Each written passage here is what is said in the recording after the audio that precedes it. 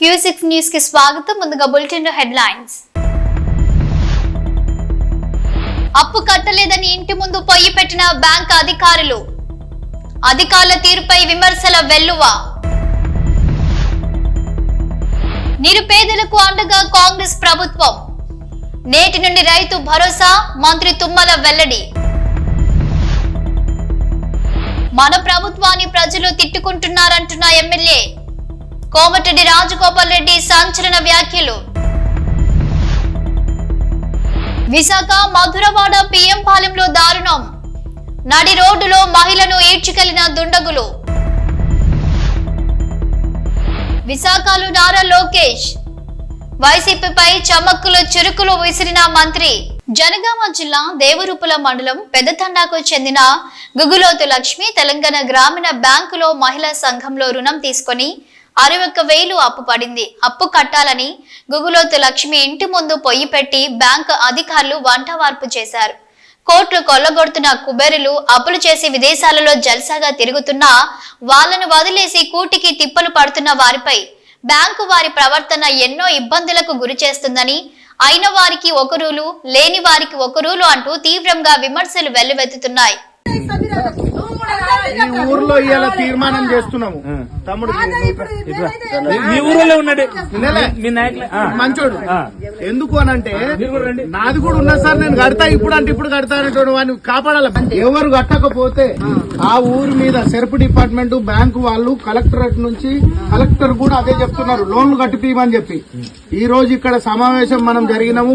30 మందితోటి SERP department, field officer, DO, NPA, manager అందరు ఇక్కడికి వచ్చినందుకు వీళ్ళు 28 తారీఖు లోపల 51,000 కట్టాలి. ఇప్పుడు 10,000 కట్టాలి. ఇది ఒకవేళ కట్టకపోతే మళ్ళా సెర్ప్ డిపార్ట్మెంట్ వాళ్ళందరూ వచ్చి ఇక్కడ కూర్చుంటూ వసూలు చేయడం అవుతుంది.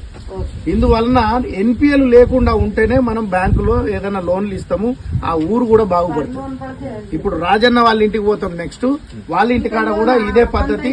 మనం వాళ్ళ ఇంటికాడికి వెళ్ళి పోయే పరిస్థితే లేదు. అందరూ 1,00,000 ఆదాయం ఉన్న వారికి రేషన్ కార్డు, రైతు భరోసా సొమ్ము నేటి నుంచి బ్యాంకులో తీసుకోవచ్చని తెలిపారు మంత్రి తుమ్మల నాగేశ్వరరావు. తెలంగాణలో ఇల్లు లేని నిరుపేదలకు ఇందిరమ్మ ఇల్లు మంజూరు చేస్తున్నామని తెలిపారు. సొంత స్థలంలో ఇల్లు కట్టుకునేందుకు 5 లక్షల రూపాయలు ఆర్థిక సాయం చేస్తామన్నారు. రైతు కూలీలకు ఏడాదికి 12,000 రూపాయలు ఆర్థిక సాయం అందిస్తామని తెలిపారు. 1,00,000 ఆదాయం ఉన్న వారికి రేషన్ కార్డులు మంజూరు చేస్తామని మంత్రి ప్రకటించారు. మార్చి 31వ తేదీ నాటికి ఇందిరమ్మ ఇల్లు, రైతు భరోసా, ఆత్మీయ భరోసా, రేషన్ కార్డుల పథకాలు అమలు చేస్తామని స్పష్టం చేశారు. ఈ ఏడాది రైతు భరోసా కింద ప్రతి ఎకరాకు 12,000 ఇవ్వనున్నట్లు వ్యవసాయ శాఖ మంత్రి తుమ్మల నాగేశ్వరరావు చెప్పారు. భూమి లేని పేదలకు ఇందిరమ్మ ఆత్మీయ భరోసా కింద ఏడాదికి 2 విడతలుగా 12,000 రూపాయలు ఇస్తామని పేర్కొన్నారు. పథకాలపై ఎమ్మెల్యే కోమటిరెడ్డి రాజగోపాల్ రెడ్డి సంచలన వ్యాఖ్యలు చేశారు. గ్రామాల్లో ప్రజలు ప్రభుత్వాన్ని తిడుతున్నారని, కేసీఆర్ ను మెచ్చుకుంటున్నారని అన్నారు. రైతు బంధు మధ్యలో ఒకసారి ఎగ్గొట్టినాం. రైతు భరోసాలో ఇచ్చిన హామీ మేరకు కాకుండా కొంత నగదును తగ్గించాం. అందుకే గ్రామ ప్రజలు ప్రభుత్వాన్ని తిడుతున్నారని, ఎన్ని అప్పులు చేసి అయినా పథకాలు అమలు చేస్తామని అన్నారు ఎమ్మెల్యే కోమటిరెడ్డి రాజగోపాల్ రెడ్డి. రైతు బంధు మీకు తెలుసు, రైతు భరోసా పేరు మార్చింది. రైతు భరోసా కూడా గవర్నమెంట్ రాగానే ఎమ్మటే ఇచ్చిందా? ఎంత ఇచ్చారు? 5,000 నాకు ఇచ్చినప్పుడు నేను కాంగ్రెస్ వచ్చిన ఇచ్చిండ్రు. మధ్యలో మాత్రం ఒకసారి డుంకి కొట్టింది. ఒకటే తిరుగుతుంది జనం ఊళ్ళో పెట్టి, ఒకటే తిరుగుతున్నారు. కేసీఆర్ బాగుండేది ఇస్తారు కాంగ్రెస్ అన్నదా కానీ కేసీఆర్ బాగుండే రైతు బంధు. విశాఖ మధురవాడ పిఎం పాలెంలో దారుణ దాష్టికం ఘటన జరిగింది. నడి రోడ్డులో మహిళపై దుర్మార్గంగా ప్రవర్తించారు 3 వ్యక్తులు. మిథిలపురి ఉడా కాలనీలో టిఫిన్ బండి నిర్వహిస్తున్న మహిళలపై 3 వ్యక్తులు కిరాతకంగా దాడి చేశారు. రోడ్డుపై కిలోమీటర్ పొడవునా ఈడ్చుకెళ్లారు 3 వ్యక్తులు. దీంతో పిఎం పాలెం పిఎస్ లో మహిళ ఫిర్యాదు చేసింది. మహిళ ఫిర్యాదు చేసినప్పటికీ పట్టించుకోవడం లేదు అధికారులు. ఎటువంటి విచారణ చేయకుండా తిరిగి మహిళలను బెదిరిస్తున్నారని పిఎం పాలెం పోలీసులపై ఆరోపణలు వస్తున్నాయి. ఎటువంటి విచారణ చేయకుండా 2 పార్టీలపై ఎఫ్ఐఆర్ నమోదు చేసి చేతులు దులిపేసుకున్నారు పోలీసులు.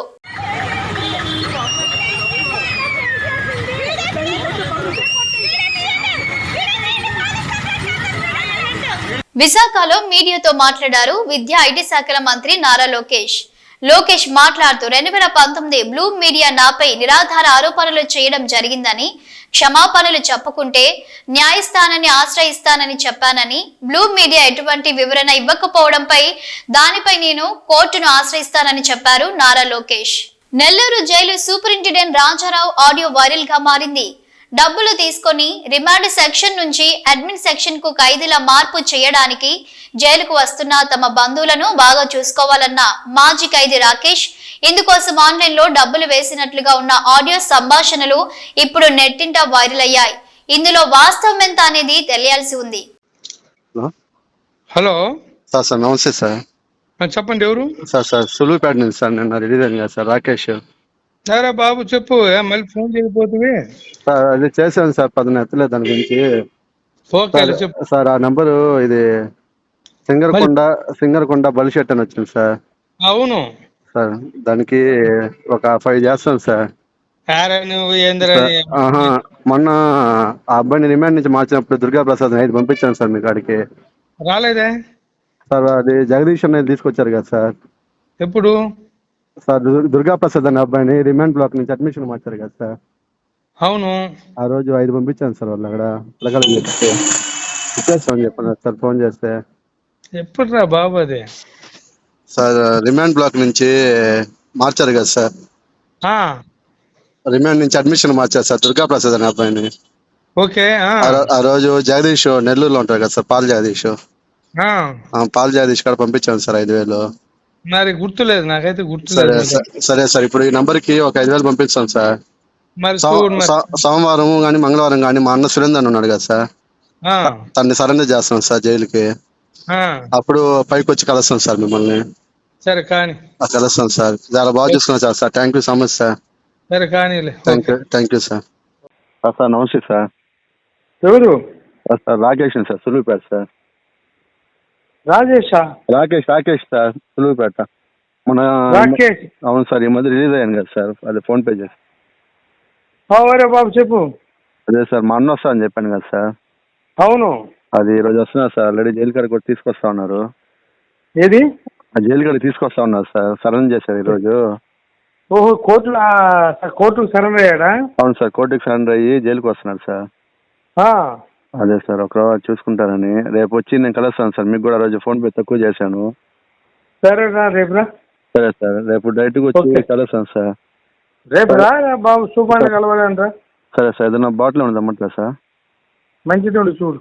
సరే సార్, అలాగే సార్, తీసుకొస్తాను సార్. ఓకే, వాడి గురించి ఫోన్ చేయి, పైకి తీసుకుంటాను. సరే సార్, అలాగే సార్. ఓకే కానీ okay sir. Good morning sir. చెప్పండి, నేను వస్తానని చెప్పి రాలేదు సార్. కోర్టుగా బాగా లేట్ అయిపోయింది సార్, కోర్టు పని మీద తిరుగుతాను. సరే రేపు రా సార్. రేపు వస్తాను సార్, డైరెక్ట్ గా వస్తాను. ఇప్పుడు ఫోన్ పే ఆ నంబర్కి చేయమంటారు సార్? నేను చెప్తాలే. సరే సార్, అలాగే సార్. రేపు చేయి. సరే సార్, అలాగే సార్.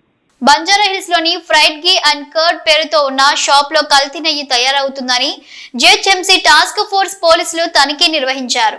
కల్తీ పదార్థాలు ప్రమాదకర రసాయనాలతో నెయ్యి తయారు చేస్తున్నట్లు గుర్తించారు. భారీగా కల్తీ నెయ్యితో పాటు తయారీకి ఉపయోగిస్తున్న పదార్థాలను స్వాధీనం చేసుకున్నారు పోలీసులు.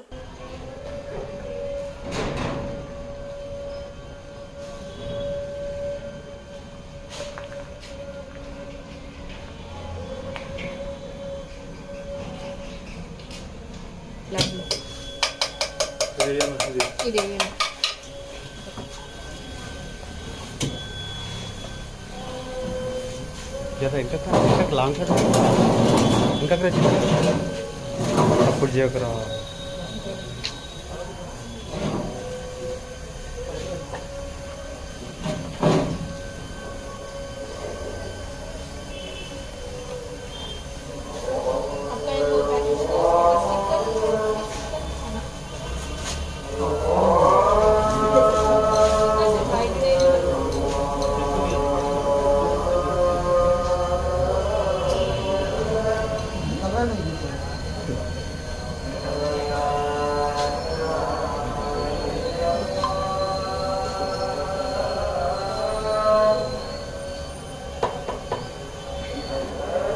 నా మీద అనవసర వ్యాఖ్యలు చేయడం కంటే హోంమంత్రి అనిత రీల్స్ చూసుకుంటూ కాలక్షేపం చేసుకోవాలని విమర్శించారు మాజీ మంత్రి గుడివాడ అమర్నాథ్.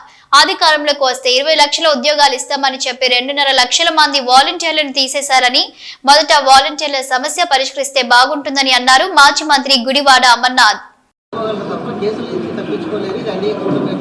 ఎవరన్నారు? ఎవరు వాళ్ళు రీల్స్ చూసుకోమన్నాడు, ఎందుకు వాళ్ళ గురించి ఏమంటారు? ఆ రీల్స్ను అవేవో నిన్న కూడా నా గురించి కూడా ఏదో మాట్లాడినట్టు చూసాను, ఏదో అన్నారా? ఏమన్నారు?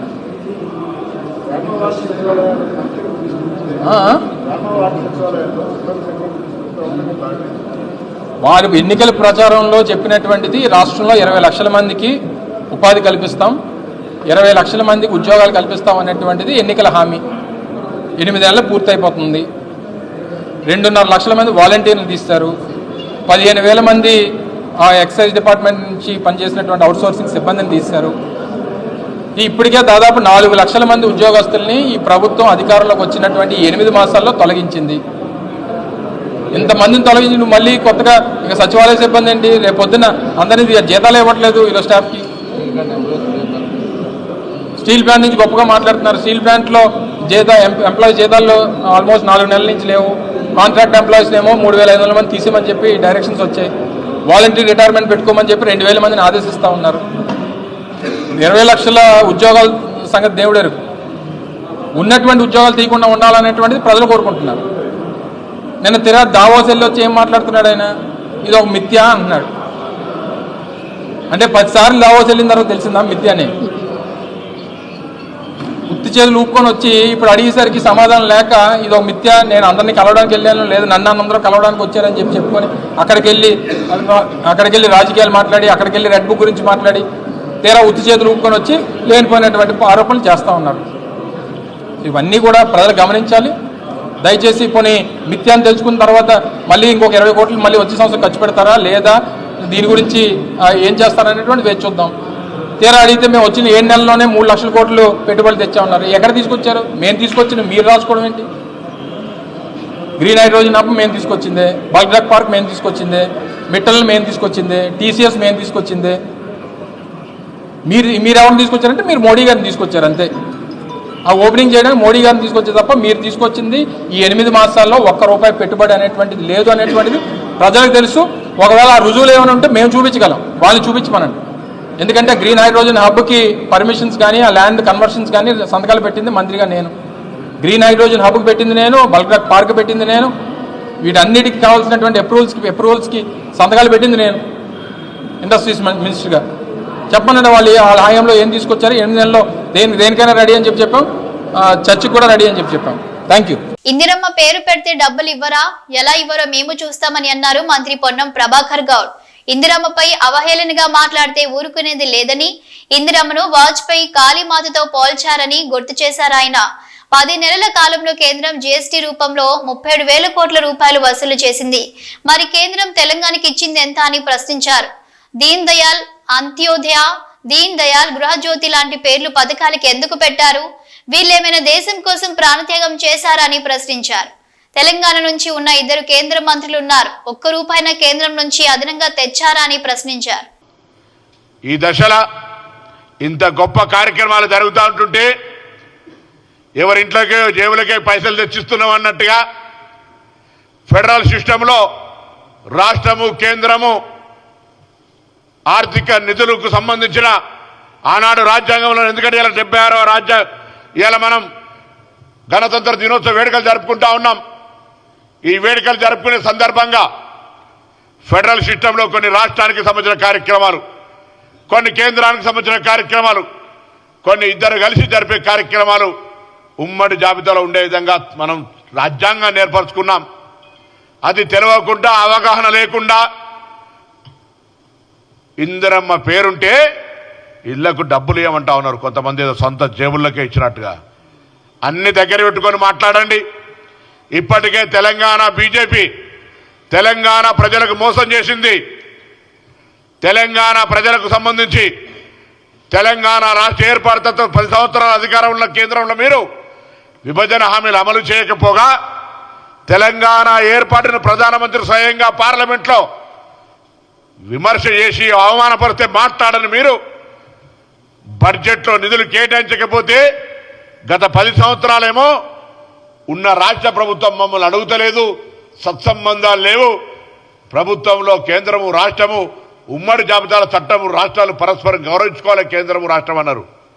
కానీ ఇవాళ తెలంగాణ ప్రభుత్వం ప్రజల పాలన ప్రభుత్వం, ప్రధానమంత్రి గారితో సహా అనేక మంత్రుల్ని ఈ రాష్ట్ర ప్రయోజనాల కొరకు కలుస్తూనే ఇక్కడి నుంచి ప్రాతినిధ్యం వేస్తున్న వాళ్ళందరినీ కూడా తెలంగాణ ప్రయోజనాల కొరకు సహకరించమని గొంతెత్తి అడిగితే కూడా బడ్జెట్లో నిధులు కేటాయించలేదు. బడ్జెట్ తర్వాత జరిగినటువంటి వరద బాధితులకు సంబంధించి నిధులు కేటాయించలేదు. ఇవాళ మళ్ళీ రాష్ట్రానికి సంబంధించి ఇందిరమ్మ పేరు మీద జరిగే ఇళ్ల ప్రక్రియకు అవహేళనగా మాట్లాడుతున్నారు. ఎవరి ఇందిరమ్మ? ఈ దేశం కోసం ప్రాణాలు అర్పించి, ఈ దేశ ఐక్యత కోసం ముక్కలు ముక్కలైన శరీరాన్ని చేసుకొని ఆనాడు మీ నాయకుడు అటల్ బిహారీ వాజ్పేయి తోటి దుర్గా మాతగా పోల్చబడ్డటువంటి ఇందిరమ్మ గురించి మాట్లాడుతున్నారే. నేను భారతీయ జనతా పార్టీని అడుగుతా ఉన్నా, ఇలా అటువంటి నాయకుల మీద మీ పార్టీ ఏం క్రమశిక్షణ చర్య తీసుకుంటుందని అడుగుతా ఉన్నా. నాణ్యత ప్రమాణాలు పాటించడం లేదని శ్రీ చైతన్య విద్యా సంస్థల సెంట్రల్ కిచెన్ లైసెన్స్ రద్దు చేశారు ఫుడ్ సేఫ్టీ అధికారులు. మాదాపూర్లోని శ్రీ చైతన్య విద్యా సంస్థలకు సంబంధించిన సెంట్రల్ కిచెన్ లైసెన్స్ ను రద్దు చేసింది ఫుడ్ సేఫ్టీ డిపార్ట్మెంట్. ఇటీవల ఈ కిచెన్ లో ఫుడ్ సేఫ్టీ అధికారులు ఆకస్మిక తనిఖీలు చేయగా ఈ కిచెన్ నుంచి గ్రేటర్ హైదరాబాద్ లోని చైతన్య కాలేజీల హాస్టళ్లకు ఫుడ్ సరఫరా చేస్తున్నట్టు అధికారులు గుర్తించారు. వేల మందికి భోజనం తయారు చేస్తున్న కిచెన్ అపరిశుభ్రంగా ఉండడంపై ఫుడ్ సేఫ్టీ అధికారులు ఆగ్రహం వ్యక్తం చేశారు. కిచెన్ లో పాడైపోయిన ఆహార పదార్థాలు నిల్వ ఉన్నట్లు గుర్తించిన అధికారులు దీంతో మాదాపూర్ ఖానామెట్ లోని చైతన్య విద్యా సంస్థల సెంట్రల్ కిచెన్ లైసెన్స్ ను రద్దు చేస్తూ ఉత్తర్వులు జారీ చేసింది. విశాఖ తగరపు వలస గొల్ల ఆదర్శ నగర్ లో భార్యాభర్తల గొడవతో పురుగుల మందు తాగి ఆత్మహత్యం చేసింది భార్య. జనవరి 24వ తారీఖున ఉదయం 11 గంటలకు భార్యాభర్తలకు గొడవ జరిగింది. తరువాత భర్త రామకృష్ణ ఉద్యోగానికి వెళ్లిపోయాడు. రాత్రి 9 గంటలకు భార్య అపస్మారక స్థితిలో ఉందని ఫోన్ రావడంతో తగరపు వలస ఎన్ఆర్ఐ హాస్పిటల్ కు తరలించారు. అక్కడి నుంచి మెరుగైన చికిత్స కోసం సిటీలోని ఓ ప్రైవేటు హాస్పిటల్ కి తరలించారు. భీమిలి మండలం తగరపు వలస గొల్లల ఆదర్శ నగర్ లో భర్తతో మనస్పర్ధంతో తల్లి 2 కూతుళ్లతో కలిసి పురుగుల మందు తాగి ఆత్మహత్య ప్రయత్నం. వీరి స్వగ్రామం శ్రీకాకుళం దగ్గర శ్రీముఖాలింగం. భర్త తగరపు వలస ఓ ప్రైవేటు కంపెనీలో ఉద్యోగి. భర్త మహంతి రామకృష్ణ కుటుంబంతో 5 ఏళ్ల క్రితం తగరపు వలస ఉద్యోగరీత్యా వచ్చారు. Bheemili PS crime number 46/25. ఇది డకైటీ కేసు. ఇది గ్రేవ్ క్రైమ్ రిపోర్ట్ అయింది. అయితే అందులో 7 ముద్దాయిలు, ఒక మహిళ కూడా ఉన్నారు. వీళ్ళందరినీ కూడా Bheemili crime police station crime staff చాలా చాకచక్యంగా పట్టుకుని వాళ్ళని అరెస్ట్ చేసి రిమాండ్ కూడా పంపించడం జరిగింది. ఇది ఎలా జరిగిన ఇందులో పార్టిసిపేట్ చేసిన 7 ముద్దాయిలు కూడా ఒక్క అఫెన్స్ కాదండి, మల్టిపుల్ అఫెన్సెస్ చేశారు. A1 అక్యూజ్డ్, మెయిన్ అక్యూజ్డ్ ఎవరైతే ఉన్నారో అతని మీద 4 కేసులు ఉన్నాయి. ఇతను విజయనగరం 2 టౌన్ పిఎస్లో రౌడీ షీటర్ కూడాను. అలాగే A2 మీద 1 కేసు ఉంది. A3 మీద 5 కేసులు ఉన్నాయి. అందులో 2 కేసెస్ 376 అంటే రేప్ కేసులు కూడా ఉన్నాయి. A4కి ఇదే కేసు, ఫస్ట్ కేసు. A5కి 2 కేసులు ఉన్నాయి. A5 కూడా వాసుపల్లి శ్యామ్ ప్రకాష్ అని, ఇతను కూడా రౌడీ షీటర్. మన సిటీలోనే MVP పోలీస్ స్టేషన్లో ఈయన మీద రౌడీ షీట్ కూడా ఉంది. A6కి 1 కేసు ఉంది. A7 A1 యొక్క స్నేహితురాలు, ఈమె A7, ఈమె మీద ఇదే మొదటి కేసు ఉంది. ఇంకా చెప్పాలంటే ఎలా జరిగింది అనేది చెప్పాలంటే, మన కంప్లైనెంట్ ఎవరైతే ఉన్నారో ఈ కేసులో, ఈయన శ్రీకాకుళంకి చెందిన వెల్డింగ్ వృత్తి చేసేవాళ్ళు, పాతపట్నంకి సంబంధించిన వాళ్ళు. ఈయనకి ఒక ఫోన్ కాల్ వచ్చింది. A7 ఎవరైతే, ఈమె శ్రావణి అనే A7 ఎవరైతే ఉన్నారో, ముందుగా అయితే ఒక అన్నోన్ నెంబర్, అతనికి పరిచయస్తురాలు కాదు, ఆ నెంబర్ నుంచి వచ్చింది. అయితే ఎవరో తెలియని వాళ్ళని అతను అవాయిడ్ చేశాడు 18వ తారీఖున ఫోన్ వస్తే. మరలా 2వ రోజు 19వ తారీఖున ఇతని కూతుర్ని భీమిలి లిమిట్స్లో ఉన్న తగరపు వలస నారాయణ కాలేజ్ నారాయణ కాలేజ్లోని హాస్టల్లో జాయిన్ చేయడానికి వచ్చినప్పుడు మరలా సెకండ్ టైము ఫోన్ కాల్ వచ్చింది. ఈసారి ఈయన మాట్లాడితే ఆమె చాలా స్నేహంగా మాట్లాడి కలుద్దామని కూడా చెప్పడం జరిగింది. అయితే ఈ అమ్మాయిని తన కూతుర్ని అందులో హాస్టల్లో జాయిన్ చేసేసి ఈమె చెప్పిన ప్లేస్కి ఎక్కడైతే వెయిట్ చేయమందో అక్కడ వెయిట్ చేస్తున్నాడు అనమాట. అది ఎక్కడ ఆల్మోస్ట్ ఆ రోజు 19వ తారీఖు సాయంత్రం 4:30 ఆ టైంలో అనిట్స్ కాలేజ్ జంక్షన్ 3 టెంపుల్స్ అంటారు, తగరపల్స, అక్కడ ఇతను వెయిట్ చేస్తున్నాడు అనమాట. వెయిట్ చేస్తుంటే ఒక 5 to 6 persons 2 2 వీలర్స్ మీద వచ్చి ఈయన్ని బెదిరించారు బాగాను. నువ్వు ఇక్కడ నీకు ఒక అమ్మాయితో పరిచయం ఉంది, ఆ అమ్మాయి ఏమైంది, ఆ అమ్మాయిని ఏం చేసావు, నువ్వేమైనా కిడ్నాప్ చేసావా, ఇలా రకరకాలుగా ఇతన్ని భయపెట్టి ఇతన్ని ఇంకొక ప్లేస్కి తీసుకెళ్లారు.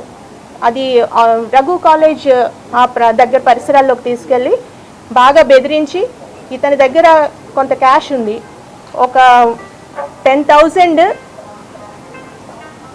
పర్సులో ఉంది, 40,000 ఇతని దగ్గర ఉన్న బ్యాగులో ఉంది, మొత్తం 50,000 క్యాష్. అలాగే ఇతని ఫోన్ కూడా, సెల్ ఫోన్ కూడా లాక్కుని వెళ్ళిపోయారు, రియల్మీ ఫోన్. ఆ ఫోన్ ద్వారా తరువాత 8,900 కూడా డ్రా చేయడం జరిగింది. మొత్తం 58,900 రూపాయలు ప్లస్ ఫోన్, ఇవన్నీ తీసుకొని ఇతను బాగా కొట్టి బెదిరించి వెళ్ళిపోయారు. ఈయన ముందు మనకి వెంటనే కంప్లైంట్ ఇవ్వడానికి రాలేదు, కొంచెం భయపడ్డాడు బాగా బెదిరిపోయి. తరువాత తన స్నేహితులు చెప్పడం వల్ల, ధైర్యం చెప్పడం వల్ల సంభవం మన దగ్గరికి వచ్చాడు. మన భీమిలి పోలీస్ స్టేషన్లో ఫిర్యాదు ఇవ్వగానే కేసు రిజిస్టర్ చేసి ఇమ్మీడియట్గా ఎఫ్ఐఆర్ చేసి సీన్కి వెళ్ళి టెక్నికల్ ఎవిడెన్స్తో దీన్ని క్రాక్ చేయడం జరిగింది, చాలా చాకచక్యంగా. యాక్చువల్గా టెక్నికల్ ఎవిడెన్స్ ఇందులో మనకి ఫుటేజ్ వచ్చింది క్లియర్గా. ఈయన ఎక్కడైతే వెయిట్ చేశాడో ఆ అఫెండర్స్ వచ్చి ఈయన్ని పికప్ చేసి తీసుకెళ్ళింది, ఇవంతా కూడా వెహికల్స్తో సహా అంత డీటెయిల్స్ వచ్చినాయి. దాన్ని బట్టి వీళ్ళ ఒక్కొక్కరిని మొత్తం కూడా మనం ట్రాక్ చేయడం జరిగింది.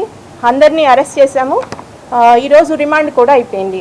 ఫుల్ ప్రాపర్టీ కూడా రికవర్ అయింది, ఇంక్లూడింగ్ ఫోన్, క్రైమ్ వెహికల్స్ అన్నీ కూడా రికవర్ అవుతాయి. ప్రయాగ్రాజ్ లో జరిగిన మహాకుంభమేళాలో భారతదేశపు ప్రఖ్యాత బాక్సర్, బంగారు పతక విజేత మేరీ కోమ్ గంగా నదిలో పవిత్ర స్నానం ఆచరించారు. ఆమె నీటిలో తన బాక్సింగ్ నైపుణ్యాలను కూడా ప్రదర్శించింది మరియు చిన్న పిల్లల సరదాగా ఆనందిస్తూ కనిపించింది.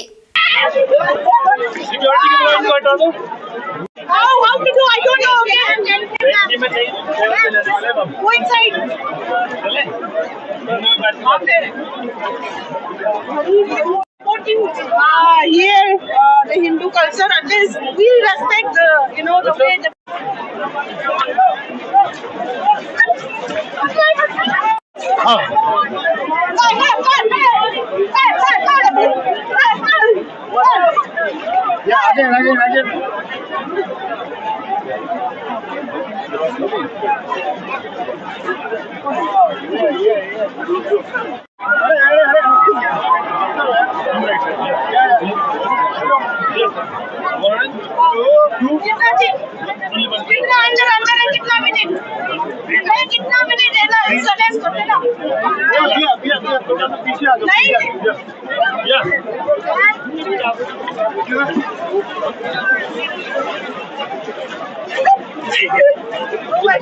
One more.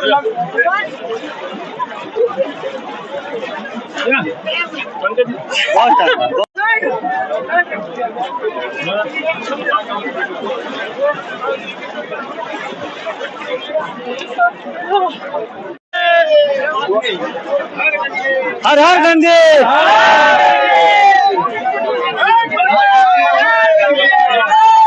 बोलो बोलो बोलो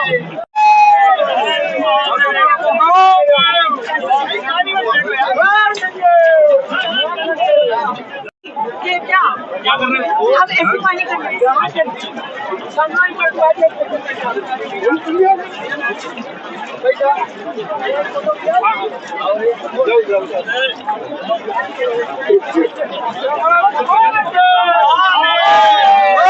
One, two, three.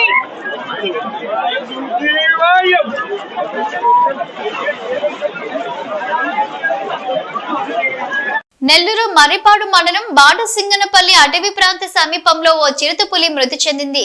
విజయవాడ జాతీయ రహదారిపై గుర్తు తెలియని వాహనం ఢీకొనడంతో చిరుతపులి మృతి చెందింది. ఇవి bulletin updates. Keep watching DTV news.